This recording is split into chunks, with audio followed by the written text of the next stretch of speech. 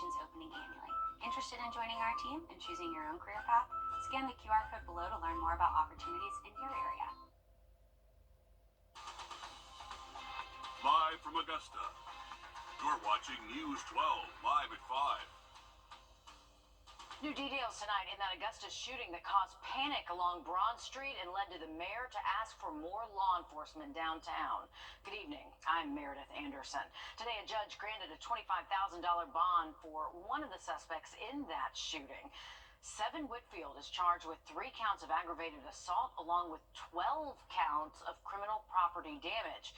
Your Sydney Hood was in court today. And Sydney, you learned new information about what the district attorney thinks happened that night. Well, gang gunfight is how District Attorney Jared Williams described the shooting that sent people running for their lives that night. This is video from that night, and then the following morning you see windows shattered and businesses damaged. Now in court today, Williams says there are 4 co-defendants along with Whitfield. They are Leondo Ware Jr., Daquan Cutlip, Robert Lee Jones, and amazingly blessed Brigham, who was arrested around the same time as Whitfield not long after the shooting. Williams told the court he opposed bond for Whitfield, saying Whitfield and his friends brought multiple high-powered weapons and says Whitfield is confirmed to have provided one of the other gunmen with a rifle. Now, arguing for bond, the defense told the judge that the preliminary GBI investigation says it appeared that Whitfield was not the aggressor in the shooting and that Whitfield turned himself in when the arrest warrant was issued. Now, while on parole, the judge says Whitfield can go to work but has to wear a GPS monitor, follow a curfew, and cannot have contact with others in the case. The judge says if he is found outside the areas listed in his bond, it will be revoked. All right, thanks for that, Sydney. A lot of people watching this closely because that caused a lot of fear that night of the shooting. Well, weather-wise today, we have closed. We are keeping an eye on our next chance for rain. We'll have more on that in just about 10 minutes. Thanks for that, Riley. Days after a 2-vehicle crash on Tuesday at the intersection of U.S. Highway 178 and Duncan Road, we're learning one of the drivers has died. The Saluda County coroner identified him as 35-year-old Joseph Ray. South Carolina Highway Patrol and the coroner's office are investigating. Columbia County deputies are searching for this runaway teenager. Take a good look. Officials say 16-year-old Colin Engelman was last seen last night on Loblolly Trail in red shorts and a dark windbreaker. If you have any information, if you've seen Colin, please call the Columbia County Sheriff's Office. The bench trial for Jose Ibarra, the man accused of killing Augusta University nursing student Laken Riley, just finished up its first day. Ibarra is facing charges of malice murder, felony murder, aggravated battery, aggravated assault, and more. Riley was found on the UGA campus and died from blunt force trauma. Ibarra is also an illegal immigrant from Venezuela and was paroled from a detention center in Texas due to the capacity limits. This week, Ibarra waived his right to a jury trial, making way for a judge to hear the case and decide on a verdict. You can watch the trial live on our website, wrdw.com. Tonight, Rennes is looking for a new police chief. Chief John Maynard has resigned. Monday, the city posted a job listing for applications to fill his role, accepting these applications through November 26th. But News 12 learned Chief Maynard resigned back on November 4th. Here's what he had to say when we reached out today, quoting here. I am still praying about my direction on handling this situation, as well as where I go from here. I was given an ultimatum, but I did nothing criminally wrong, as some rumors suggest. I was equally surprised, but I trust God in everything. New details today about a deadly shooting on East Chapman Street in Augusta last night. The coroner has identified the person who died in that shooting. 27-year-old Zatrianta Boyd died after being shot. Now, that shooting happened around 7:30. East Chapman Street is off of East Boundary in Augusta. The Fulton County Jail is dangerous. The Augusta VA held its Stand Down for Veterans event for veterans experiencing homelessness. Veterans can get access to essential items, a boxed lunch, VA eligibility screenings, and other resources. Bringing them all together, we become a one-stop shop for our veterans to be able to talk to everyone that they need to. The Department of Veterans Affairs recently said its program passed the goal set by nearly 17%. Here at home, VA Augusta passed its annual goal by 245%, leading all VA facilities across the nation in placing vets in homes. Tomorrow is the final day to register for the James Brown Turkey Giveaway. You can register at May Park from 9 to 11 a.m. And remember, you need your ID and a power bill or lease agreement. Turkey pickup will be back at May Park coming up November 25th, and along with a box full of Thanksgiving fixings from Golden Harvest. Today, FEMA announced an additional disaster recovery center now open in Jefferson County where you can go for assistance. It's located on Highway 24 West, and the hours are Monday through Saturday from 8 a.m. to 7 p.m., and they're open from 1 p.m. to 6 p.m. Sundays. If you lived in South Carolina and suffered home damage or loss of income because of the hurricane, you might be eligible for D-SNAP. Now, you must fall below a certain income threshold. If you already receive SNAP benefits, you are not eligible for D-SNAP.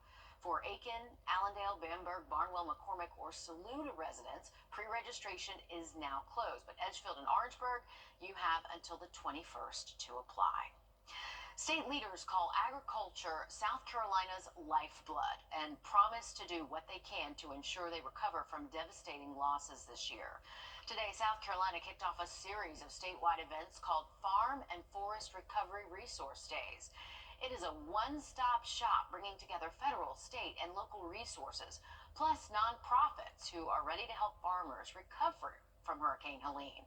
Between Helene, Debbie, and then, of course, you remember that summer drought, the state estimates South Carolina agribusiness has taken a hit of more than $600 million. Governor Henry McMaster stopped by the first resource day this afternoon in Aiken and says they want to ensure South Carolinians know what help is available and how they can access it. If you're looking for help, you don't know where to go, then you don't know where to go. But often you have to go to this side of town, then maybe to another town, and then way over someplace else, if you know where to go at all. There will be 2 more Farm and Forest Recovery Resource Days. One will be in Greenville. It's coming up next Thursday. The other will be in Myrtle Beach on Friday, December 6th. Fulton County's district attorney gives us an update on the state's longest running. Nice weather out there today, lasting through the weekend, and our temperatures are going to be warming up a little bit. We'll have that full outlook for you just after the break. Time and Temp, brought to you by your First Alert weather team. There's a new invasive species found in Georgia. This spotted lanternfly has been seen in Fulton County, and it feeds on grapes, hops, stone fruits, and hardwood trees. Agriculture Department officials say if you see the bug, you need to report it and kill it. The bug produces a sugary fluid that helps the spread of mold, harming crops. While some cold weather will kill the adult insects, the eggs could live through the winter. All right, that wasn't on my list of things to worry about, Riley, but I guess it is now. Another one for the bingo card Yeah, in 2024. right? But we were saying earlier, it kind of looks like between a stink bug and a ladybug. Yeah. Kind of the blend that it looks like. But hey, be on the lookout for those. Definitely very noticeable if you see it. A beautiful sunset behind me. This is a look outside of our building. That sun getting low on the western horizon, and we are expecting our temperatures to be cooling off now that sun is getting lower. So we're in the mid-60s currently, but if you have any evening plans, grab the jacket. Our temps will be quickly falling into the 50s here over the next hour or so. Here's our setup moving into the weekend. So a little front pass through yesterday. Now we're clearing out, and high pressure is moving in behind that front, and that is going to keep our skies sunny, and our wind's going to be fairly calm for the weekend too. If you have evening plans, maybe heading out to these football games, kickoff temps mid-50s, will fall through the 50s during the game, and it is going to be a chilly night out there, so make sure you do bundle up. But best of luck to our area teams. I think it's playoff time on both sides of the river, so those games really important tonight. If you have a tea time tomorrow, if it's early, it is going to be chilly out there early tomorrow morning. We'll actually be near 40 degrees right around sunrise. Tomorrow afternoon, though, gorgeous day. Hopefully you have it later into the day tea time. Those temps will most likely be in the 60s most of tomorrow afternoon. As we get later into the weekend, we're expecting that nice weather to continue. Want to give you a quick look over Williams-Brice Stadium. 66 degrees right now in Columbia. They got a big game there tomorrow against against the Missouri Tigers. If you're heading up the road to Columbia tomorrow, it's going to be a 4:15 kick. So if you're going to be tailgating around noontime, we'll be in the low to mid 60s and then warming up a few degrees by the time we do get to kickoff just after 4 o'clock. But great weather there in Columbia tomorrow. Another big game just down the road in Athens. This is a live look over Athens and Sanford Stadium. We got temperatures right now at 65 degrees, not too far behind from us here in Augusta and also up in Columbia. But the weather looks good tomorrow night in Athens. If you're going to be there tailgating tomorrow afternoon, mid-upper 60s, but by kickoff time, we'll be in the mid-50s for that 7:30 kick. So definitely grab the jacket if you're going to be there for game time. No rain in the forecast across the southeast through the weekend, but as we head to next week, Tuesday, Wednesday, that's when our rain chances do start to creep back up. This is going to be thanks to our next incoming cold front and potentially what's left of Sarah getting absorbed by that front. So it could add to some moisture with some of that. But this is going to be the setup. We have an incoming cold front. This is looking ahead to next Wednesday. This is going to be a fairly stronger cold front that is going to have some cold air behind it. So that cold air for us is going to show up most likely by next Thursday and Friday. But ahead of it, we're still going to be warm. We'll see temperatures most likely 60s, 70s throughout our Wednesday, and then the chance for rain will be with us as this front passes us on through. So just a heads up. Here's a look at Tropical Storm Sarah. Still a tropical storm. It actually did increase the winds a little bit today with updates from the Hurricane Center. It is still expected to weaken, though, as we head into the weekend. It'll cross over Central America. There's the Yucatan Peninsula, and most likely become just a subtropical low-pressure system once we get into early next week. So at the moment, it doesn't look like Sarah's going to bring anything too menacing for us here on the U.S. mainland, but we'll just add to that moisture as that front picks it up later next week. All right, thanks for that, Riley. Investigators in Tennessee gave a news conference today about a man accused of murder and fleeing to South Carolina. Officials say 8 monkeys are still on the loose in South Carolina. We'll learn more about the investigation into the research facility that housed them coming up. First Alert Radar, powered by Jim Hudson Automotive Group. If you need to find us online. We have more information today on the story we brought you about a pair of emus in Horry County that escaped. Now, the birds got loose nearly 6 months ago, with their owner saying it was a complete accident and is still trying to capture them. I know I need somebody that has a tranquilizer gun and the antidote, and we can just go walking around and look for her and tranquilize her, and I'll put her in a cage this time that she can't get out. That's I hate to make her live like that, but I can't trust her. Currently, Morris is battling cancer, making him too weak to wrangle the emus himself. The birds got loose back in June on 2 separate occasions and were just recently spotted again near a highway. They can be mean birds. 8 monkeys, meanwhile, remain on the loose after escaping a research facility, and the employee responsible for the escape has not returned to work. Now, a South Carolina congresswoman is calling for an investigation into that facility. Flynn Snyder has the details. New details about what happened at the Alpha Genesis lab after company officials say an employee did not properly secure an enclosure, leading to the escape of 43 monkeys. The facility's CEO, Greg Westergaard, says the enclosure was new and in working order. Immediately after the incident, Westergaard says a supervisor approached the employee about what happened. In a statement to WTOC, Westergaard says, "I am told at that point the employee walked off the job and has not returned." It comes as South Carolina Congresswoman Nancy Mace sent a letter to the U.S. Department of Agriculture and the National Institutes of Health demanding to be briefed on the escape. This is not the first time primates have escaped. The Low-Country lawmaker calling for greater oversight after she says Alpha Genesis received $19 million in taxpayer funding this year alone. We want to make sure that there's oversight into what is actually happening at this facility, and that we get all the answers for the local community, both in Nemacy and Beaufort County and beyond. WTOC's Investigates team uncovered 8 violations, some including welfare incidents from the USDA against Alpha Genesis since 2022. Westergaard points to the lab's most recent inspection, where they did not receive any violations. Workers now using traps with food to lure the remaining primates back to the facility.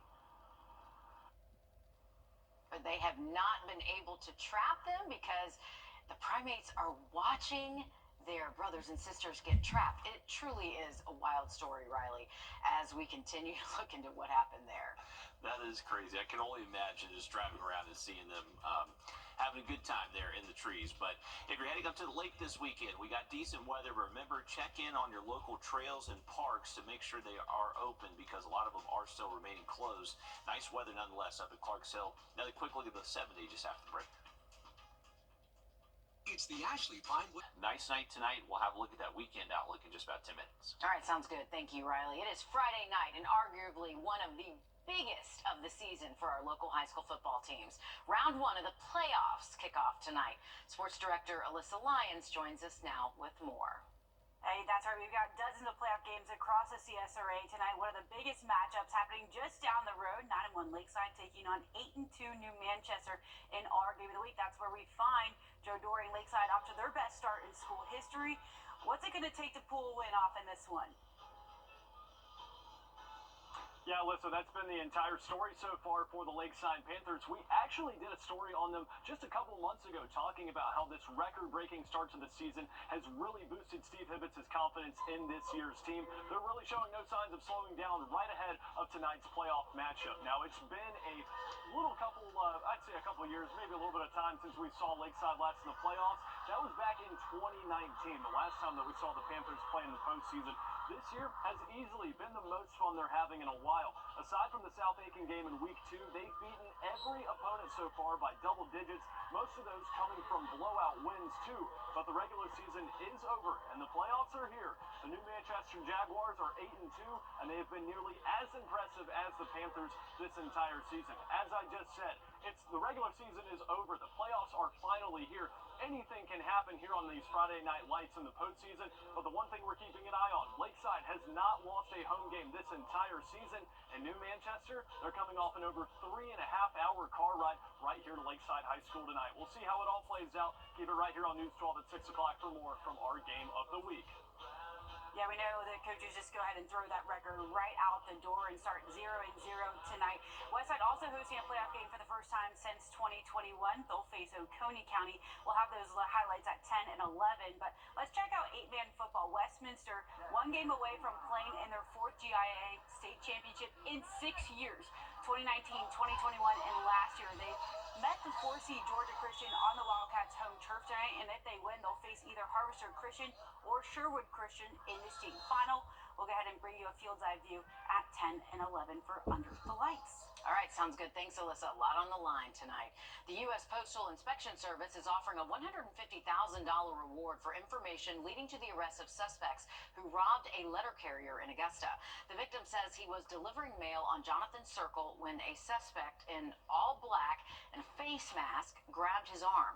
Another suspect then pushed a gun into his chest and robbed him. If you have any information, contact the U.S. Postal Inspection Service. The Columbia County Chamber of Commerce has been awarded a 5-star accreditation by the U.S. Chamber of Commerce. This for their commitment to fostering economic growth, supporting local businesses, and promoting the region's vitality. The 5-star accreditation is the highest level awarded. Columbia County is the only county out of the 12 recognized in the entire state to get 5 stars. Columbia County deputies have arrested a second person in connection to a fatal crash on I-20 in July. Deputies say this person arrested was driving the car carrying the victim, 24-year-old Maya Steed. In July, the car carrying Steed was rear-ended by another car and ended up in a ditch. The other car's driver was arrested in September. Steed was taken to a local hospital where she died. Officials broke ground on Phase 2 of the Augusta Mini Theater project. Mayor Johnson posted photos to commemorate the start of it. That renovation will add a 142-seat theater on Deansbridge Road. So far, the ribbon-cutting ceremony is scheduled for next year during the Augusta Mini Theater's 50th anniversary celebration. Republicans who will soon be in above average by early next week. All right, thank you, Riley. A man has been found guilty of the attempted murder of a Greenville attorney. Travis Douglas shot at the attorney because his friend was being sued by that attorney's law firm. After the verdict, the victim made a statement to Douglas. Take a listen. Finally, to Travis Douglas, in a weird way, thank you. You have changed me to be a better person than I didn't even think that I could become. I've become a better husband. I've Douglas will spend 30 years in prison for attempted murder and possession of a weapon during a violent crime. The jury deliberated on the case for only 5 hours after 2 weeks of trial. As the holidays quickly approach, the need for a hot meal and other resources is more important now than ever. Your Wrdw has more on how members of the community are trying to help. Handing out clothes, food, and nearly anything you could need. It's about anybody. It's not about homeless. It's not about less fortunate. It's anybody, because everybody needs. The resources are here for health, food, cleanliness, anything. Offering everything at no cost, all in one place. You got showers, you got haircuts, you got manicures, you got people that spend their time coming out here for 4 or 5 hours just to get back to the community, as well as food. We got churches that donate water, coffee, tea, all types of services, mammograms. And they say there's a great need for these resources in our community. I do feel there's a lot of need right now. All of us are feeling something, especially after Hurricane Helene and everything else that's going on. So it's just a great place to come together. And the need isn't just before the holidays. Every day is expected. I mean, it's not just the holidays. People fail to realize that it's year round. It's all the time. It's just as important now than it was before, giving everyone the chance to celebrate Thanksgiving and have a warm meal. I did turkey, stewed chicken, rice, mashed potatoes, green beans, rolls. Preparing nearly 1,000 meals and giving back however they can. Us as a community coming together, reaching out to anybody that needs our resources, that if we have a service or a task or a talent that we can bring to the community to help somebody else out, then that's what we do. And for as long as the need is there. The need is here, the community needs us, and that's what we're here to do, take care of our community, because our community takes care of us. In Augusta, Wrdw on your side.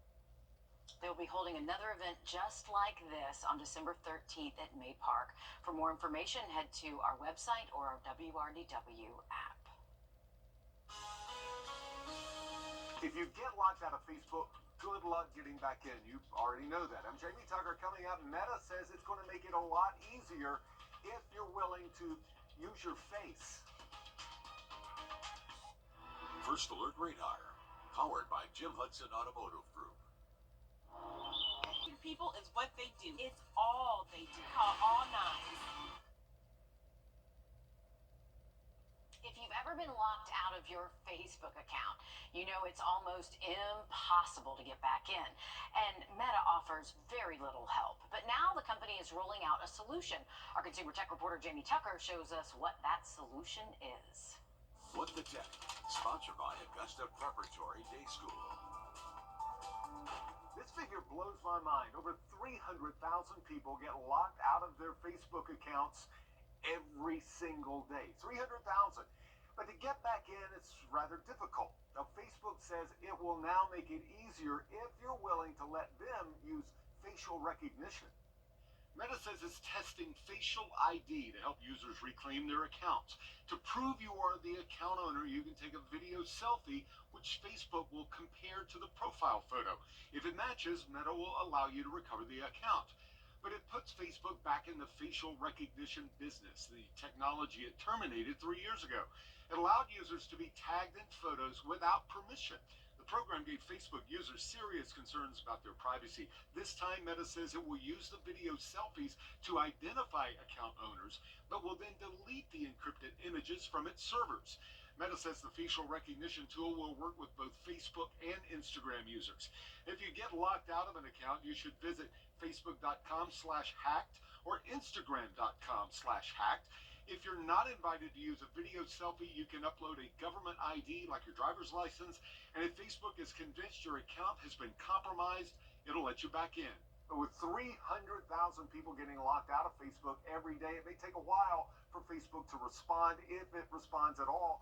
If you get no response, keep visiting those websites, reporting that you're locked out, and then cross your fingers. That's What the Tech. I'm Jamie Tucker. An Amazon driver has been charged in the hit-and-run death of a 79-year-old woman. Cherokee deputies say 24-year-old London Best's van had damage that matched evidence found where the woman was hit. Deputies also obtained a search warrant for the van and found narcotics inside. Best is charged with vehicular homicide in the first degree, hit-and-run resulting in death, and drug charges. The Thursday night headliner for the Carolina Country Music Festival has been... Maybe the interstate I-20 between Wheeler Road and Bel Air is at a standstill. We are looking at a lot of traffic here, folks, and also off of Wheeler Road runs parallel to the interstate. So just a heads up if you're heading that way for your evening plans. A quick look at our 7-day just after the break. And a Northeastern staple opened its doors in Georgia for the first time. We'll show you where you can check out this popular chain gas station coming up. It's the Ashley Pine Wood of Sealy mattresses, only at Ashley. The very first Wawa gas station in Georgia is now open. That very popular Northeast chain, but there are some in Florida too, opened its doors in Bainbridge. The company plans to open 26 more stores in the next 8 years in other areas of Georgia as well. After the opening ceremonies, customers showed out to fill up their tanks and try the chain's famous hoagies. I highly recommend the Cuban. I've got to try one, Bear. I haven't had one yet, but I hear good things. You say it's one of your favorite subs. Yeah, it's really good. Wow. It is. Nick Proto would be proud of that. Laura Warren would not, though. She did not like it. Oh, really? Yeah. All right, so I got a Bainbridge. We've got to go there for All right. a Wawa taste test. But, hey, if you are hitting the roadway tonight, be cautious heading on I-20 westbound. This is a look from our Wheeler Road cam, and you can see this traffic, a lot of taillights and headlights stacking up on top of each other. So this is I-20 westbound between Wheeler Road and the Bel Air exit. And this is actually a branch of Wheeler where it looks like a lot of people are trying to take that frontage roadway off of the interstate, and they're getting backed up with a lot of traffic too. So try to avoid that area if you can. But if you are heading out this evening, we also have the full moon tonight. That's going to be rising high into our sky. It's already rising high in our sky. It started just after 5 o'clock, and this is the last supermoon of 2024. So it's going to look a little bit bigger and brighter than a normal full moon. We'll have clear skies to check that out through the weekend, and next week we'll track our next chance for rain by Tuesday. Appreciate the warning of a full moon on a Friday night, Riley. Woo, all right. Cautious. Yeah, thanks for that, and thanks for joining us. News 12 at 6 o'clock with Zaina is next. We bring some of the most powerful voices in America to the table. We try to understand what's at the heart of the issue to then come forward with solutions.